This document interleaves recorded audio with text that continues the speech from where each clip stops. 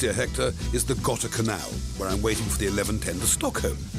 I had a terrific night out in Gothenburg City last night, a cultural haven of trendy nightclubs.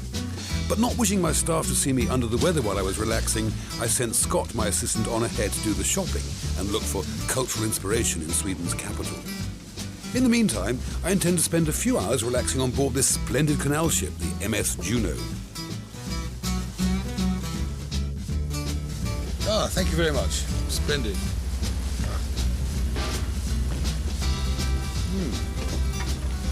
To the good ship Juno.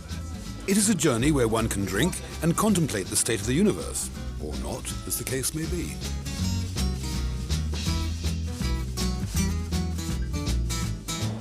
Stockholm, with its waterways and islands, is known as the Venice of the North. It's a city of splendid contrast.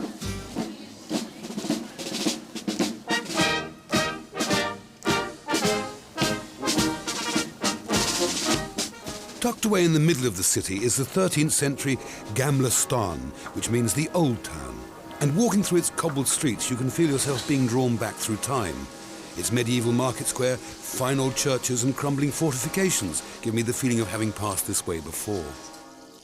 Excellent and invigorating, heart-starting glass of sherry, absolutely perfect for a fine Swedish Sunday morning. I'm going to cook a paella, a dish much abused, much misunderstood, but in fact one of the finest rice dishes in the world. It's, after all, only the Spanish version of a biryani or a pilau. First thing, into some hot olive oil, we'll throw some pieces of rabbit. And these must all be nicely browned.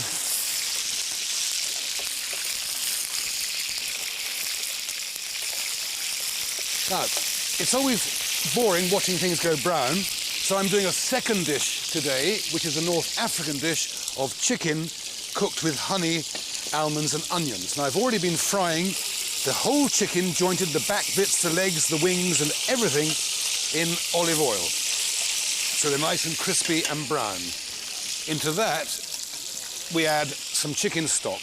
We'll let that simmer for 20 minutes. In the meantime, back to the paella, where I've added some onions and red and green peppers. And then some garlic.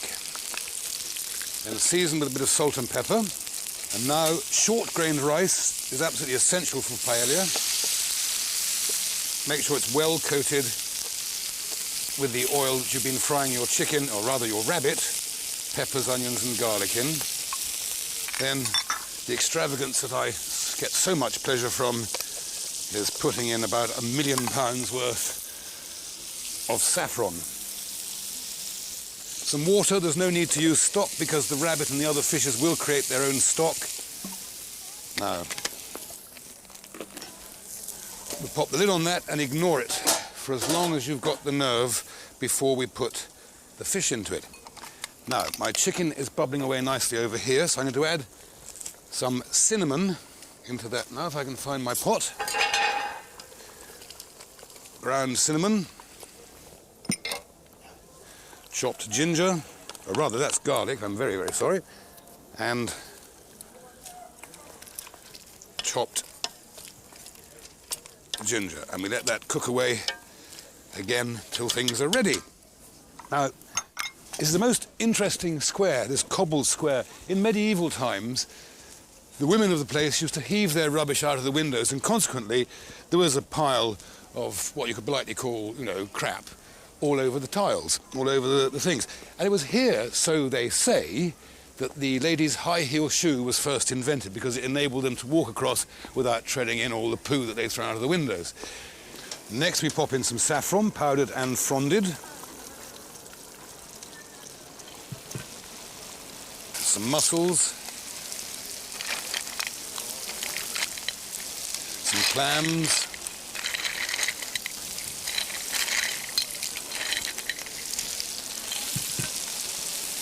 some prawns,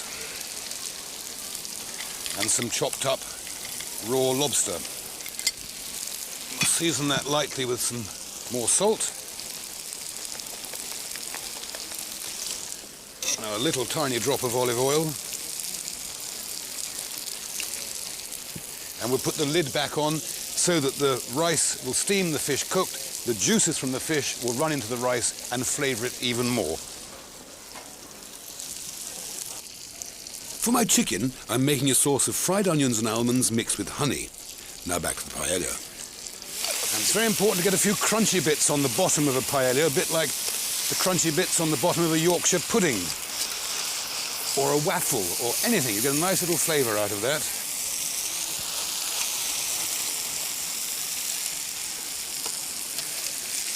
That's courgettes cut up, cooked very lightly in a small amount of chicken stock with the flesh of 3 or 4 lemons, spoonful of sugar and a big handful of chopped ginger. Just simmered very, very gently and then chilled. And it's an absolutely delicious dish that goes with, for example, my chicken, which I'm going to serve onto this plate down here now.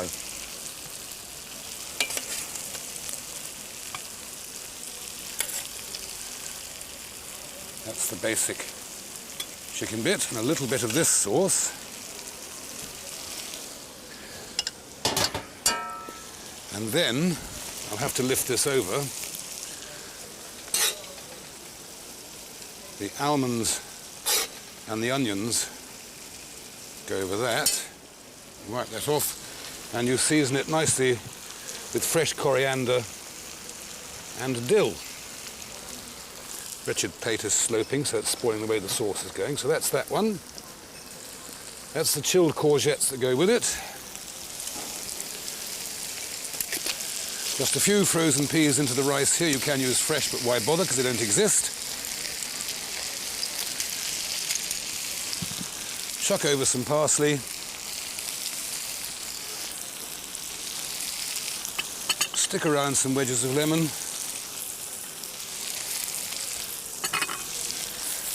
I think you have quite an acceptable Sunday lunch.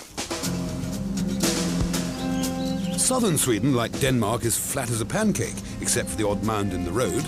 And I'm heading for the Kronovald Chateau, home of the Aukson family. Anders, for it is he, produces a third of all the sparkling wines in Sweden. The grapes are grown in Italy, and the second fermentation takes place here at the chateau. So it's a sort of a European-Swedish co-production. As ever with wine, there's much talk of the flavour from the hedgerows, the aroma of falling autumn leaves, the fresh fruity tang from the crabapple tree, and the rich, full-blooded smell of a departing skunk. For me, wine is all about enjoying the atmosphere of bars and restaurants and mulling over life's rich patterns with a glass or three. Very good. Are the Swedes big wine drinkers, or have you had to educate them into... Well, I would say we are working very much to make wine as it should be, a simple drink that you use for everyday food. Right. You know, that is very important. Yes. I think. Wine could be a little bit snobbery in Sweden. Here, on this wonderful estate, they make this splendid, sparkling wine. Now, I didn't know they could do that in Sweden. Anyway, this is where we are. And on big, grand estates like this in former times, at the time of the harvest, be it corn, cherries or wine, the owners would cook a splendid stew for the estate workers. And that's what I'm going to try to do today. If you'd like to come in, Vlad, we'll have a look at this. This is the kind of dish you would find in Spain on a finca, in Italy on a vineyard. It's a dish that you make from anything you have. And I've got, let's have a little look here. I've got some chickens. I've got a bit of lamb. I've got our roasted goose, which I've already roasted because I want it to be as if it was preserved goose. I've got the chef sausages from the restaurant in the estate behind me. I've got some unsmoked bacon and some smoked bacon, some spicy blood sausages and some spicy ordinary sausages. I've got wonderful soaked beans, which provide the bulk of the meal. I've got little bundles of leeks and celery and carrots and splendid artichokes, garlic and little onions. It's a long, simmering dish, the sort of thing you have in the autumn as the evenings get cooler and all the harvest has been brought in. First thing we will do is pop into this slow simmering pot some vegetables, some leeks, some celery, some carrots, and a little bundle of parsley stalks and bay leaves, a handful of sea salt, or maybe 2 handfuls of sea salt. The next thing, we'll put a piece of smoked bacon into the pot and some unsmoked bacon into the pot. Now, for those of you who are proper cooks, you will know that because those are the slowest cooking things, they go in first, and things like the chickens, which will take a lot shorter time, will go in about 20 minutes. But this is a television programme, and we can't be bothered to wait for 20 minutes, so we'll put the chickens in straight away. Couple of peppercorns and a little bit of dried thyme. I couldn't get any fresh thyme. One of the problems we do suffer from is it's sometimes difficult to get ingredients, but we've done jolly well here with all of these bits and pieces. Then we'll put in some lamb, like that. Then we will put the lid on and let those cook for a little while, for about 20 minutes, before we add the next lot of ingredients. And after the 20 minutes, I popped in some onions, garlic, and the soaked beans. Later, I will add the rest of the ingredients of sausages and roast duck, and let the whole feast simmer on a gentle heat for a couple of hours. Splendid. I've got a little bit of goose liver. Just that little bit. Now, goose liver, as you know, is one of the most expensive and most deliciously gastronomic experiences you can possibly have in your life. Foie gras d'oie. But I've been thinking, I ought to do something with it, so on here I cooked a little bit of polenta, which I flavoured with cinnamon and sugar and fried on my plancha. I'm now going to, using this splendid Amadeus sweet sparkling white wine and some lovely grapes, try and make a nice little snackette with goose liver. So we're going to sear that.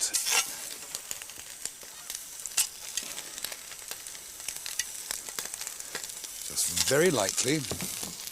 Might just add a teeny weeny knob of butter. Needs to be cooked very light, dear little things. See you at Christmas. Sorry, didn't really mean that. Actually, I did. We just sear that lightly on both sides.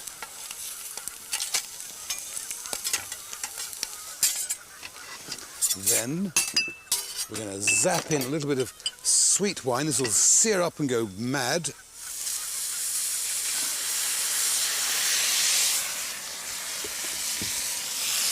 We will add a little bit of goose stock. We will immediately remove the little slivers of goose liver. We'll pop those on there like that. We'll tip in some excellent grapes.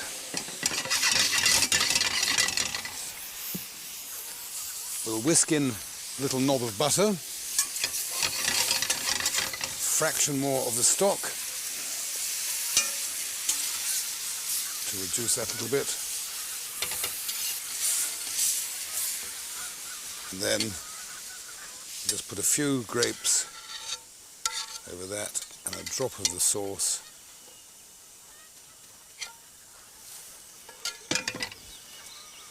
Clean the plate a little.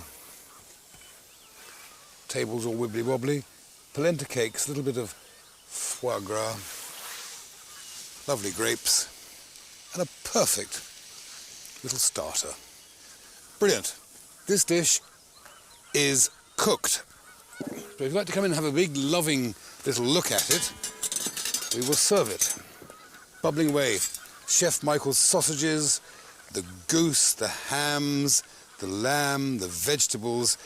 Exactly, back up to me please, Vlad, exactly the kind of feast to give to hard-working people like me and the director and all these other people who are just sitting around having harvested the grapes and culled the corn and shot the geese and done all things that country people do. So we'll arrange all of this on the plate for our feast.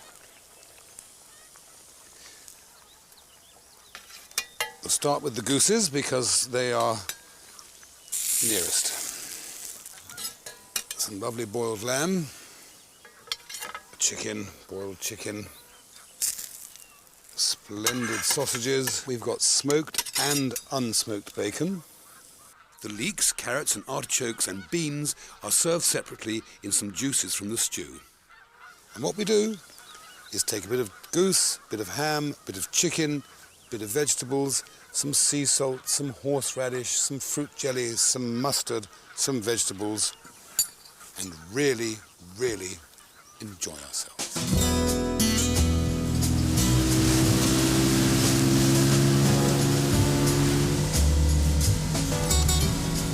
There are some 90,000 lakes in Sweden, many of them full of freshwater fish. And Johan and his family have worked this lake for 3 generations. His nets are full of perch, bream, zander and very large pike. This is a wonderful catch, and the fish will make a variety of delicious dishes. I must say, though, throughout my travels across Scandinavia, I've been very impressed with the skills of the fishermen.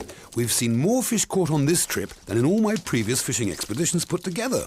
It's not just the fishermen, though. The waterways are so well stocked because the Scandinavians are so environmentally aware. I'm going to cook about 3 or 4 different dishes today if I can. The first thing I'm going to do, if my fire is on, it's not, I first must light the fire, is I'm going to make a little relish for one of my dishes. This whole thing is a story today. It'll all build up by the time the dishes are in front of you.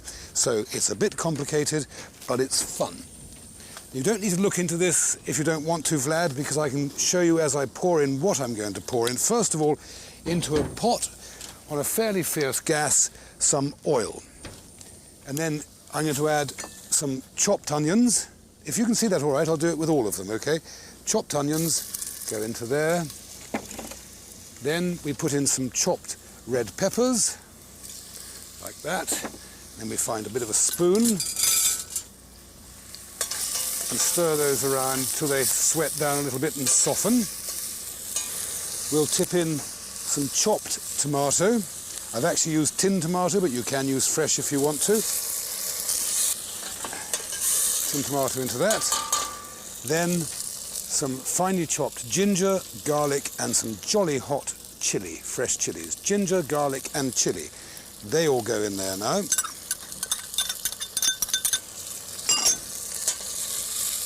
A little bit of sugar, tablespoonful of sugar. And finally, a bit of vinegar. This happens to be apple vinegar. You could use wine vinegar, sherry vinegar, any kind of vinegar that you like. Okay? Then, this very unique machine is a steaming device. Now, into this steaming device, we're going to place some white of leek, some green of leek, and some carrots. That's the first thing that's going in to my steaming device, which is set on a piece of tin foil inside the steamer. Because equally, you could use a saucepan and a colander with a bit of tin foil in it, but I like this fascinating new machine, so I thought I'd buy it. Right. The next thing we do, freshly caught, a fresh river bream, scaled, definned and gutted, but left whole. And that goes on top of our little bed of vegetables. Again, you can't see into that, I know, but take my word for it, they're all in there. Then, little Chinese black beans, hot chili, garlic and ginger. They all go over the top of the fish into there, like that. Then we put a little bit of sesame oil. Oh, that might have been a lot of sesame oil. You don't need too much sesame oil, it's very, very powerful stuff. Just a little bit of that in there. Oh, that is steaming. Right.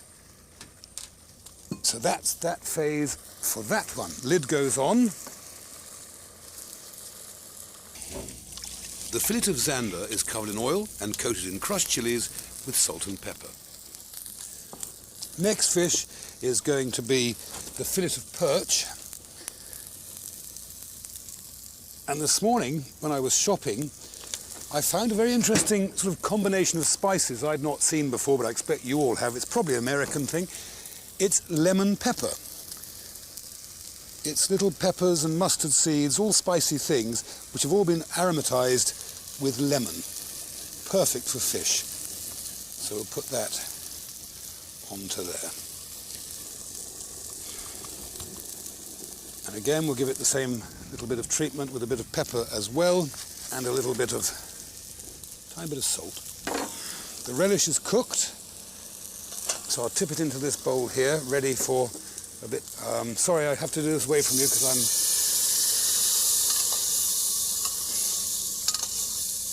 That's our tomato, onion, chilli, pepper, ginger relish for a little bit later. We can turn over the chili fish now, start to cook that on the other side. See how white and lovely the fish is beginning to get. Then the other thing I did, I got some basic tandoori powder, mixed it with yogurt, a little bit of oil, a little bit of water, and marinated these fillets of perch. So we just take off the most of that, and we'll pop those on there. 1,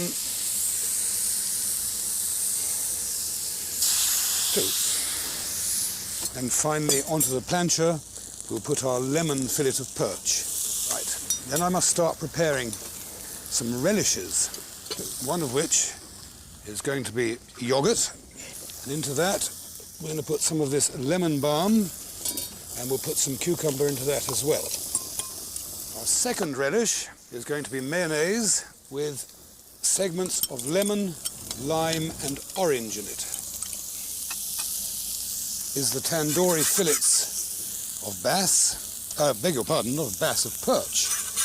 As I said, perch is the freshwater equivalent of bass. Our next fish is our Cajun grilled zander with chilies and all on it.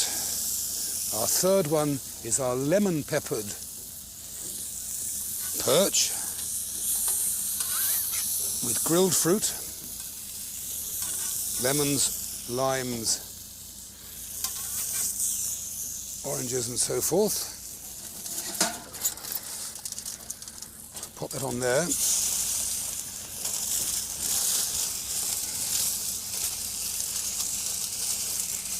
Beautifully steamed fish with ginger and vegetables, and for its final, and black beans of course, and finally just a little bit of oyster sauce on that.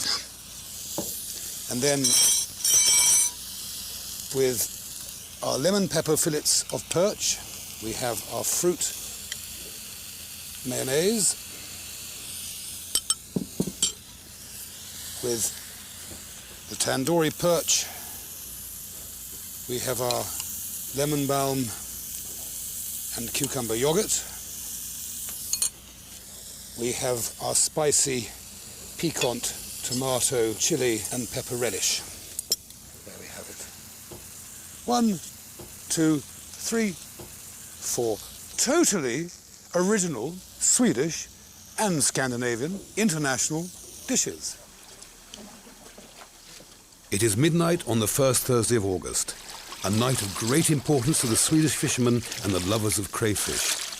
It's the only time of the year they're allowed to catch these delicious crustacea, and this lake, called Skånsvarsö in southern Sweden, is one of only 3 lakes where the crayfish still breed. Sweden, like every other European country, has had great problems with the crayfish pest, so many of the crayfish we now eat are imported from Louisiana and Turkey. This lake is jealously guarded by the community, and there can be serious violence if poachers invade it.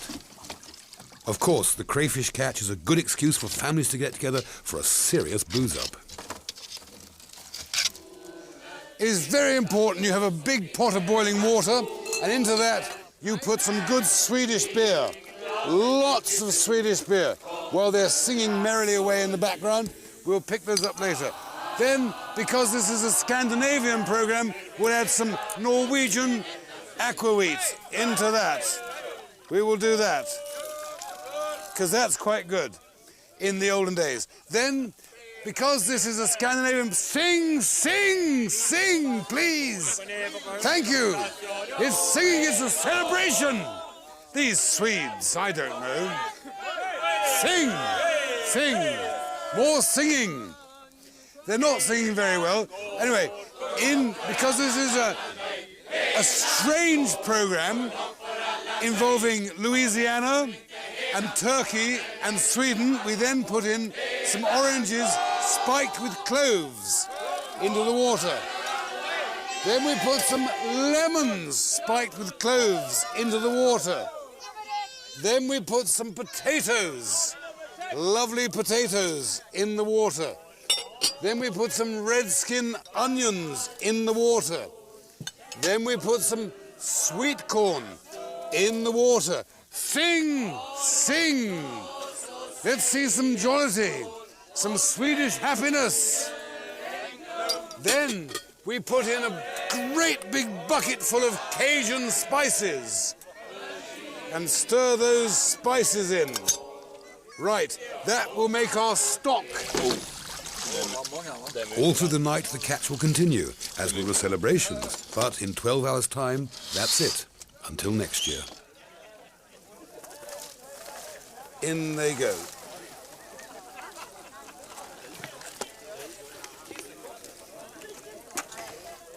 And in the way of things,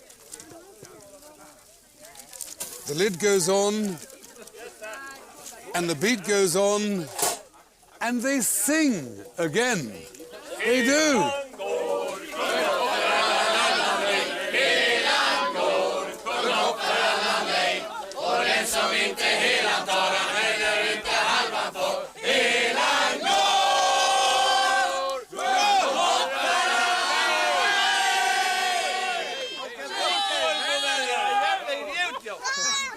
So, my dish is cooked, but I have to say, for those of you who find it difficult to understand, the only way to enjoy crayfish is to cook them live. If that's offensive, I'm sorry, but that's how it happens. Anyway, a big fat close-up there, because that's me throwing the lid away. This is my version of crayfish. We're going to put them onto the plate here. This will take some minutes. Remind you, they're cooked in beer, Cajun spices, Swedish schnapps, and in my view, what you do, you put in lots of butter over all of that.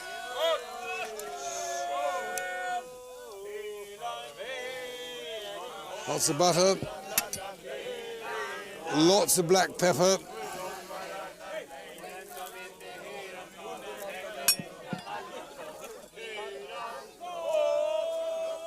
Chuck on some dill.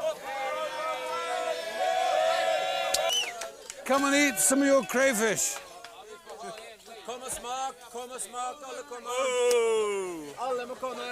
Have a go. This is a fabulous dish for a party, a big party that is, and I think it's time for me to enjoy a slurp or two. Very good. Very good. Very good. Very good, very good. Very, very good.